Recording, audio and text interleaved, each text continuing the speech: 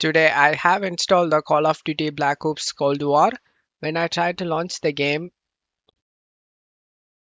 I show you guys the problem. It's stuck at this screen. To fix this problem, open Task Manager and right click on the game and select End Task. Close off here, right click on the game and select Open File Location.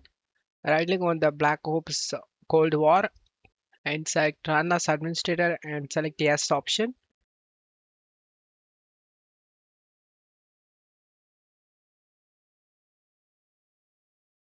Select the Dismiss option if you get this error. Select this Call of Duty Black Ops Cold War campaign and select new game and start the game.